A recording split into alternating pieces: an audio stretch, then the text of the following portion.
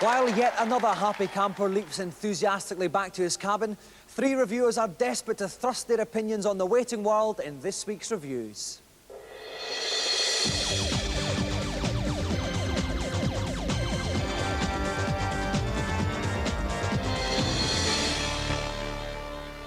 This week we set hearts a-pumping and spirits erect as we look at heroic games. First up, the man with the hat and the worrying love of whips is back in Indiana Jones and the Last Crusade.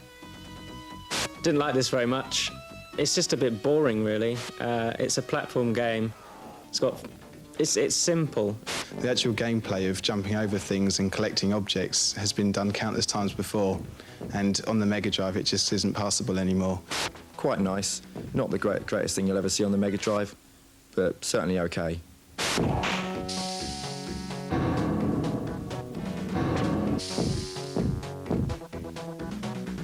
Next up, on the NES, Errolflynn lookalikes unsheath their weapons in Pirates. Really good, addictive, plenty of gameplay there. Should keep you going for hours and hours, weeks and weeks. Even the hardiest games player is going to find this a real challenge. Graphically, Pirates leaves a lot to be desired and it looks very crude, but scrape away that rubbish exterior and there's a real blinder of a game waiting to get out. This is excellent, sterling stuff.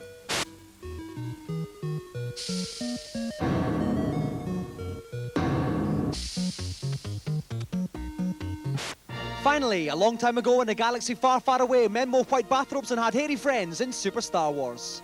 It's challenging, it's really addictive, tons of variety. It's mainly platform-based, but it's done extremely well. I absolutely loved it. When I first got hold of Star Wars, I was really delighted with what I saw, but it didn't take long to get to the end. Along with Super Mario Land, this is the game that your Super NES was made for. Super Star Wars is nothing short of spectacular.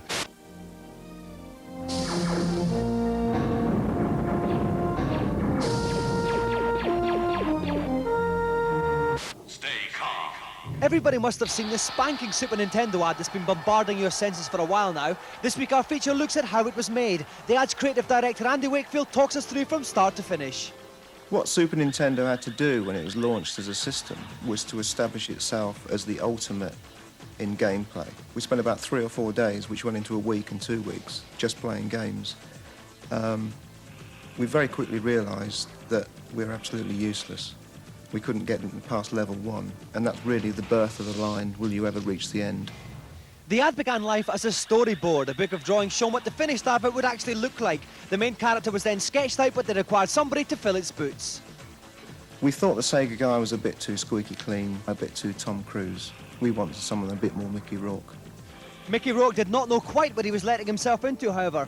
He was hurled around, turned upside down and filmed against blue screens. This would allow game footage and other film to be laid in behind him. But perhaps most difficult of all was the complete body cast, which was required to make the robot costume. That was probably pretty painful. He was about 8 hours in makeup. The stage was now set for the special effects technique called morphing.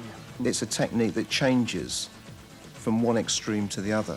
We changed a normal-looking guy to a superhuman robot.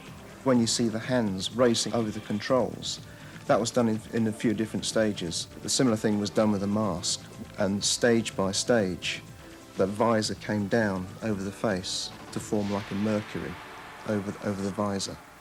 Finally, how long does all this malarkey take to complete? All in all, from start to finish, was about 3 to 5 months in the end.